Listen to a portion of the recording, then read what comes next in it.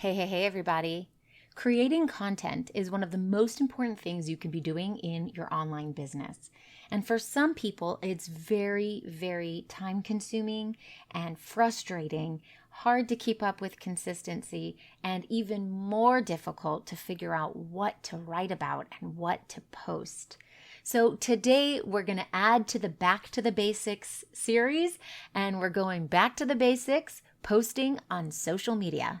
Stick around.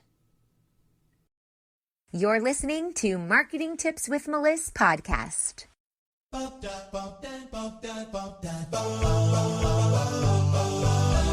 Welcome to Marketing Tips with Meliss podcast. And now your host, Meliss Jakubovic. All right, when it comes to posting on social media, you have to first figure out, where are you posting? You don't have to be everywhere, but you do have to be in at least one place really, really well. You want to have a strong presence there. It's better to grow deep than it is to grow wide. And what I mean by that is to be in one place and really nurture your prospects with great quality content that educates, entices, entertains, and engages, the 4 E's.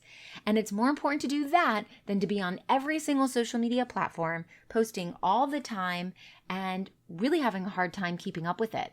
The consistency piece is a huge factor in your ability to be seen. So if you can't post consistently on every platform, you're going to be hurting yourself and you're going to have a watered down brand.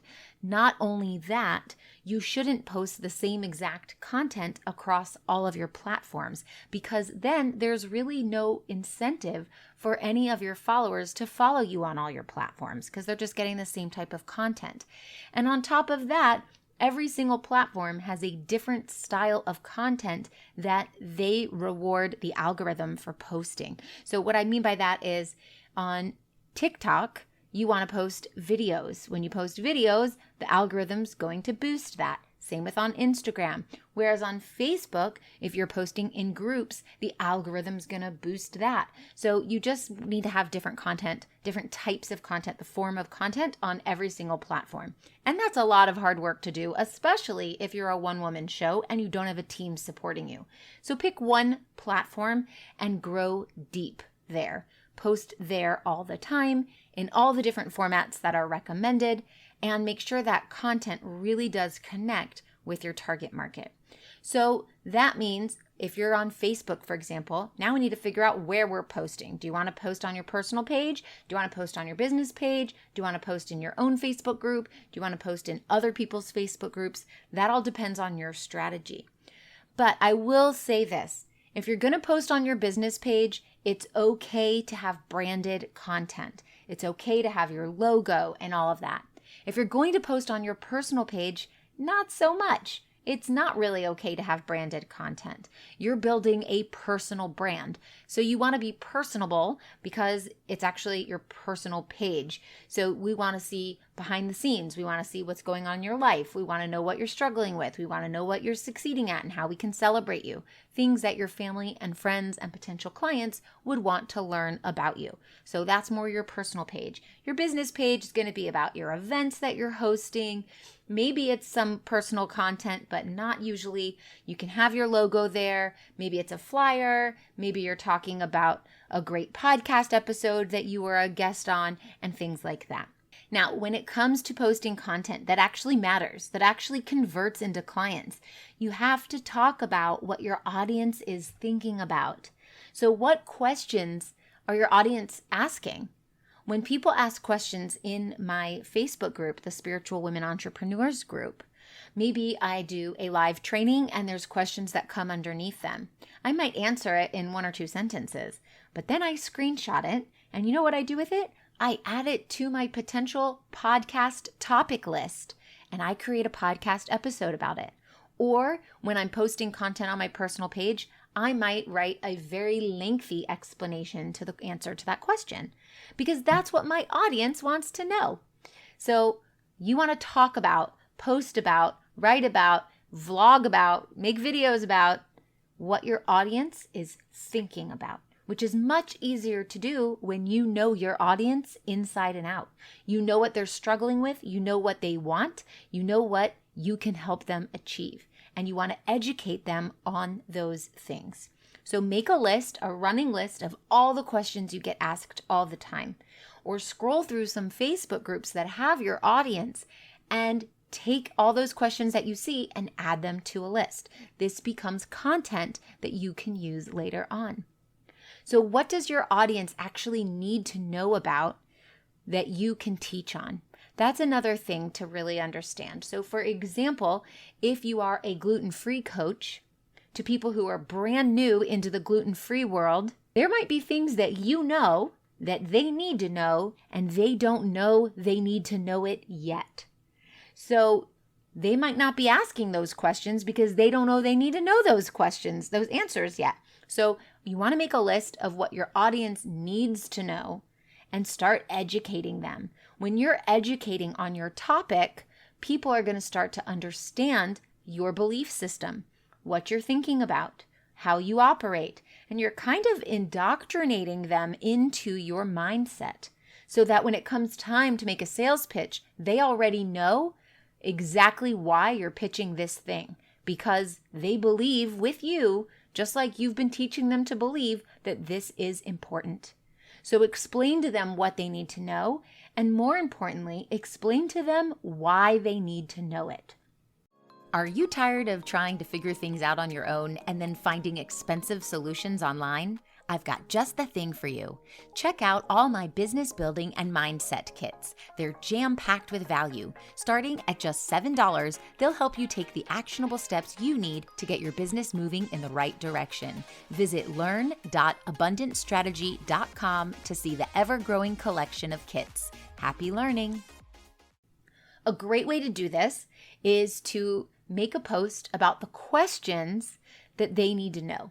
So for example, you're that gluten-free coach. Let's say you're a gluten-free coach to moms. And therefore, you can create content around what they need to know. So you could say something like, going gluten-free, what every mom should know before planning out meals. And then you turn it into a list. The 10 questions every gluten-free mom should know before planning out her meals. And you can go live on it, and you can write content on it, and you can even take each one of those things later on and repurpose it into its own post with just one little part of the list. So you have the 10 questions every gluten-free mom should know, and then a week later, you can put one question you should know and you answer it out. And then another week later, another question they should know, and you can write that out. So it's a great launching pad for you to create lots of content in a short amount of time. Now, because you're creating content that they need to know, you better believe they're getting on Google and they're asking these questions. They're searching for them. So I recommend you get on Google and you search for them as though you are the client, or get on Amazon or Audible and search for books around those same topics and see what comes up. That might spark you to create another piece of content. You might search what a gluten-free mom needs to know before planning her meals, or how do you plan a meal if you're gluten-free, and see what all the other questions that come up are. That's great launching pad for more and more and more content.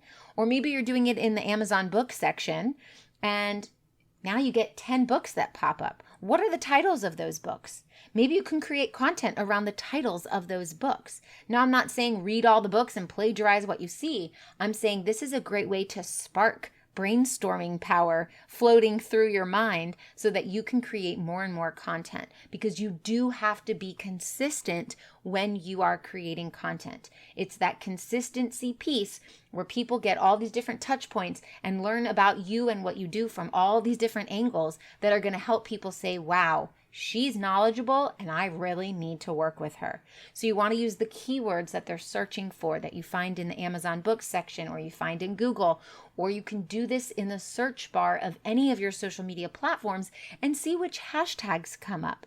Those are the keywords that you need to put inside of your content, because it's going to spark interest and you're going to understand that people are looking for exactly what it is you do, but you have to be able to meet them where they are and provide them with the answers to the questions they are asking. All right, that's back to the basics on how to post on social media. Really great content that converts into clients. I hope this helps, and I'll talk to you soon. Thanks for listening to the Marketing Tips with Meliss podcast at www.marketingtipswithmeliss.com. Oh, wait, before you go, I've got a super special invitation for you, so listen up. Join thousands of spiritual women, entrepreneurs, coaches, healers, and business owners in a cozy community to learn effective and aligned strategies to grow and scale your business through organic marketing and so much more.